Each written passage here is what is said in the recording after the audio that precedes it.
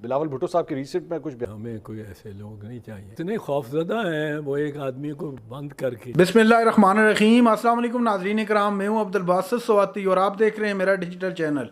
नाजरीन इकराम, पहले आप ये वीडियो देखिए, फिर इस पर डिटेल में बात करते हैं।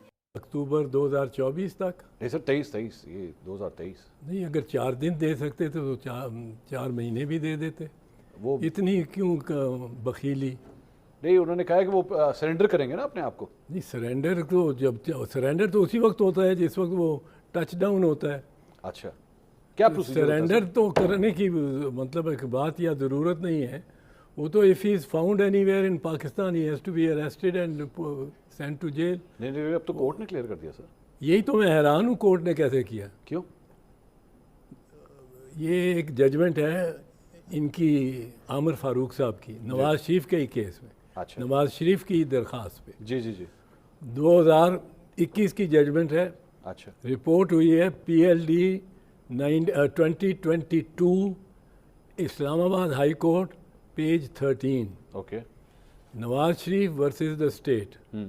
और उसमें आमिर फारूक साहब ने जजमेंट लिखी है, साथ मोहसिन कियानी साहब थे उनके, ये डिवीजन बेंच की जजमेंट थी। जी।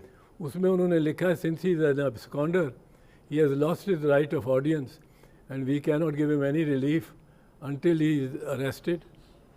Until he is arrested. Until he is arrested.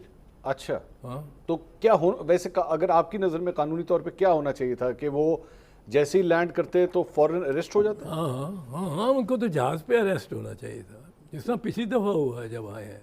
अच्छा, जहाज़ पे नहीं गए थे।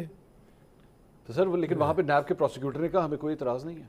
नहीं, अब वो तो कानून ही और हो गया ना। अब तो आइन रहा ही नहीं इस मुल्क में। रिवॉल्विंग डोर है, हाँ उसमें से एक निकल के बाहर जाके सीधा प्रेस कॉन्फ्रेंस की तरफ चला जाता है, हाँ वो वापस नहीं दरवाजे में ले आता। हाँ, दूसरा क्या इनकार करता है, वो रिवॉल्विंग डोर में रिहा होके अंदर आ जाता है। ठीक। 15 मरतबा वो रिहा होता है अदालत के कहने पे, 15 मरतबा वो अंदर आ जाता है। मतलब ज़रा थोड़ा सा आप खोल के, और इसमें मैं आपका सियासी पर्सपेक्टिव चाहूँगा। डील है आपकी नज़र वो में? ऑब्वियसली इसमें के बाद क्या शक की बात है। अच्छा, ऐसा काम जो नवाज शरीफ की अपनी दरख्वास्त पे इन्हीं जज साहब ने हाँ जजमेंट लिखी हुई है। मैं आपको बता रहा हूँ, कोई वकील सुन रहा है तो किताब निकाल के चेक कर रहे। PLD 2022 Islamabad high court IHC, page 13। Page number भी याद है आपको? हाँ। अब ज़रा जो आपने डील की, आपने बात की, तो इस तरह ये असरात, ये ठंडी हवाएं तो फिर आने वाले इलेक्शंस में भी नज़र आएंगे आपको? हाँ, कोशिश तो होगी अगर इलेक्शन हुए तो। अगर इलेक्शन हुए तो आप अभी भी अगर कह रहे हैं उसके साथ? अगर ये इतने खौफजदा हैं, वो एक आदमी को बंद करके उससे इतने खौफजदा हैं कि आपको क्या बताएं। इनके कैंडिडेट्स कहते हैं हम अपने हल्के में नहीं निकल सकते। आपको लगता है कि अगले इलेक्शंस जो हैं वो जो नज़र आ रहा है सिनेरियो, वो खान साहब के बगैर ही होंगे? मैं नहीं कुछ कह सकता। अच्छा, पाकिस्तान में you can predict nothing but the past. मतलब पाकिस्तान में माजी के writing on the wall. Cipher case में साइफर केस है ही कुछ नहीं। अब मतलब इस तरह चल रहा है कि जिसको मैं कहता हूँ ना, हो ही नहीं सकता। असद मजीद साहब ने सर वो मैं देखें ना, असद मजीद मैटर्स, ना आज़म खान मैटर्स, ना कोई और 28 विटनेसेस में से एक नहीं मैटर करता। When the law does not provide that as an offence.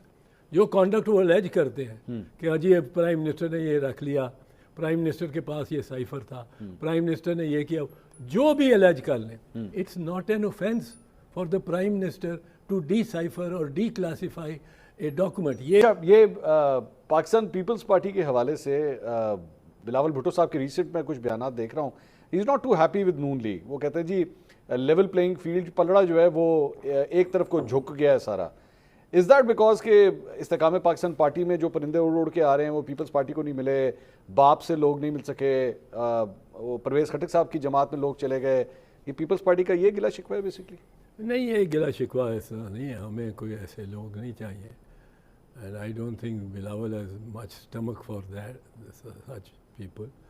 पर ये लेवल प्लेइंग फील्ड तो नहीं है। ये तो आज जब मियाँ साहब की इतनी उनको रिलीफ मिल गई है और दाद रसी मिल गई है और लंदन में बैठे हैं, इश्तिहारी मुल्ज़िम लंदन में बैठा है, उसको कोई और पेश होके उसकी जगह, अगर फ़र्ज़ करो नवाज शरीफ का नाम ना होता, ये ना होता Nawaz Sharif against the state, Mohammad Bhutto versus the state, उसको ये रिलीफ मिलती?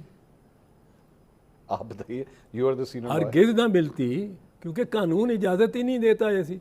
सर मैं आपके एक दो बयान सुन रहा था, आपसे लोगों ने पूछा कि आप इमरान खान साहब को नहीं रिप्रेजेंट करते, आपने कहा बड़े डिफ़िकल्ट केसेस हैं उनके। नहीं, मैंने ये कहा, मैं आपको सच बता दूं, मैंने कहा भी यही कि मेरी उम्र पहले देखो, I have celebrated my 79th birthday a little while ago, happy birthday, so I am going on to be 80, happy birthday, and then I have a motor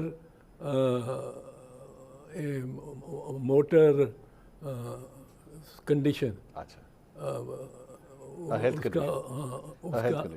health condition where I even now I'm sort of losing my voice because the tablet I have to take every 3 hours. अच्छा, उसके लिए इस वजह से मैं I've been told by my doctors not to take. से आप being a senior lawyer, जो इनकी लीगल टीम है और जिस तरह परफॉर्म कर रही है, are you satisfied with that? नहीं, अच्छी टीम है। अच्छा, इसमें खोसा साहब खोसा is a very valuable asset and he has the confidence, उसको एक सीनियर लॉयर का कॉन्फिडेंस जो होना होता है वो चाहिए होता है। लेकिन खोसा साहब को आपकी अपनी पार्टी पीपल्स पार्टी से बड़ा बैकलैश आया है इस बात का। हाँ, वो बैकलैश आया है। वो what was your position on that? My position on that has been well it's within the party, अच्छा, बट माय पोजीशन इज